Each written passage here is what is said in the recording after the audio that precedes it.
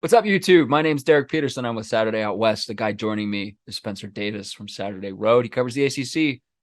I cover the Pac-12. So naturally, we're going to talk about our alliance counterpart, the Big Ten. We talk about Michigan's win total. No alliance jokes. It's not a very good partner, I No would alliance say. jokes. My conference is dying. Let's talk about the Big Ten. DraftKings has set the win total for Michigan at 9.5. They won the Big Ten last year. They finally beat Ohio State. They had the long sought after breakthrough under Jim Harbaugh, made it to the college football playoff. And then Jim Harbaugh tried to say, all right, NFL again. And then it didn't work. And he came back. And we've kind of just moved on and acted like it didn't happen. Yeah. And here's Michigan heading into the season. And I run through Michigan's schedule just sort of like real quick offhand before we get rolling through this. And I have them starting 11-0. So, like, Oh, I don't know what about the heck that. are we doing with Michigan this year, Spencer? I mean, I'm leaning under here. I mean, look, At the 9.5? yeah, I mean, so you mentioned Jim Harbaugh's foyer into Minnesota. I mean, that more or less cost them Josh Gaddis, who won the Broyles Award and is arguably the best offensive coordinator in the country. Who ended up going to Miami for I don't know, a bigger opportunity. Didn't feel like he was valued at Michigan. So that hurts. You do get Cade McNamara back. You're going to have pretty good running back tandem with Blake Corum and Donovan Edwards. Ronnie Bell's healthy again. Cornelius Johnson is back after being the leading receiver last year. But like that, you also lost your defensive coordinator. You're bringing in a guy in Jesse Minter who came from the Ravens tree, just like the old guy. But they lost a lot of stuff on defense, including Aiden Hutchinson, who's the best pass rusher. I don't know, man. Like, talk me into this under, like, or talk me into the over. I mean, I see a few difficult games on here. Not the least of which is at Iowa. Plus, they have to play Penn State. Like, I don't know, man. Just the dark cloud of the Harbaugh stuff, I think, is something that can mess up your energy for longer than what we're thinking. I don't think it's a dark cloud. And with It's a all due lightly shaded respect, cloud. all due respect to Hawkeyes fans, with Brian Ferentz coordinating your offense, I'm not concerned about you. Um, they'll win games because it's Iowa and they'll win 8 games and they'll be fine. But like Michigan's not losing to Iowa. Are Uh, they? Are you sure? I mean, I don't want to be definitive and be like they will never lose because then it's going to happen and I'm going to get clowned. Like the first rule that you Uh, learn in this job is to don't not make any definitive statements. But I, I Michigan's not going to lose to Iowa. Iowa has won. Michigan has won two in a row against Iowa, but Michigan has won five of the last eight. I'm I'm not concerned about Iowa. But Wow. This is about Michigan. You asked me to convince you on the Michigan under. I don't want to Okay. continue talking about Brian Ferentz, who wouldn't have a job at the Power Five level if his last name wasn't Ferentz. Anyway, so you mentioned Josh Gaddis goes to Miami, and that is a sort of a key departure for Michigan. I would argue that their defensive coordinator changing was a bigger loss for them. Yeah. Because I would argue that what they did defensively was, uh, I don't. I mean, what they did offensively was recapture what made Harbaugh's Stanford teams awesome. They were a physical, dominant rushing team, and they beat Ohio State by beating up Ohio State at the line of scrimmage. And I don't see that changing because Gaddis left. Because I see that as the like Harbaughization of this team, like finally concluding, maybe, I guess. I don't know. They lose 2 starters on the offensive line, but they pull, I'm not going to try to pronounce his name because I will destroy it. They pull an all ACC lineman from Virginia, and they have a blue chipper who's come up through the program that was a big deal in the spring that they really like. I'm not concerned about the offensive line. You mentioned Blake Corum and Donovan Edwards. I think that's one of the best 1-2 punches at running back in the country. And Harbaugh is still there. Hit my mic. Harbaugh is still there. So they're going to continue to be that kind of dominant. We want to play smash mouth football. We want to punch you in the face and run over you. I don't see that changing.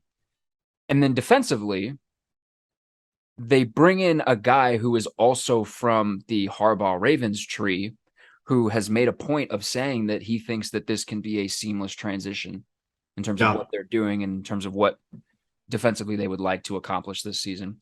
And I don't know if you put a ton of stock into Bruce Feldman's Freaks List, which comes out every year. I love it. It came out a couple days before we recorded this video. Michigan has 4 defenders on that Freaks List. And like that in and of itself doesn't say Michigan's going to have an excellent defense because they have 4 quote unquote freaks. But some of the testing numbers that are in here, they have, I think it just underscores the amount of talent that is on this defense. Yeah. I mean, including the number 1 player on the list, it's Mousy Smith, right? Yeah. I mean, you know, I don't think that they're going to beat Ohio State again because I think the way the last game sort of unfolded in the aftermath of that game, I think it stuck in Ohio State fans' craw and probably caused for a pretty rough atmosphere to walk into in Columbus. So I don't think that they're going to win that game, but I do think that they're going to start 11-0. They're going to go 11-0 into that game because, you know, like I said, I'm not concerned about Iowa. The non-conference is incredible. Colorado State, Hawaii, and UConn. It's tough. It's actually not tough. Testing yourself before Maryland. Maryland could be tricky. I don't know. You know, could be. You love Maryland. Could be plucky. I'll say plucky. I won't say tricky. You love Maryland. No, I mean, look, you got to go to Iowa. They do get Michigan State. You get Michigan State and Penn State at home, and a bye week in between. That's honestly that's a perfect setup. Yeah, you might be convincing me here. They get Nebraska at home too. If Nebraska's frisky, which they probably won't be, but I think people are going to point to that Nebraska game, and I would caution and say, look at Nebraska's November. That team's going to be beat up at the end of the season. You might have convinced me, Derek. The schedule is not as good as I initially thought. Yeah, I mean it's a really bad schedule for a bit. I mean the Big Ten East is good, but getting Penn State and Michigan State at home with a bye week in between is a really big deal. I still think they could lose at Iowa. It's tough, but to be honest with you, it's tough to find other losses. Like they would have to lose to Iowa, Michigan State, or Penn State, and then obviously in Columbus to go under. And if you want to say I don't think they will, then that's fine. I think the only argument that I would have for going under is just vibes, man. Like the vibes were not great. I'm still not sure the vibes are good. But as far as the evidence goes, I think the evidence is probably in your favor. Yeah, I'm not making bets on vibes. I only make bets on vibes. Let's say I'll give you Iowa. In Iowa City, they lose a weird one. Iowa tends to get teams in weird moments. And Ohio State. So you've got 2 losses there. I think the gap between Penn State and Michigan State and Michigan is sizable.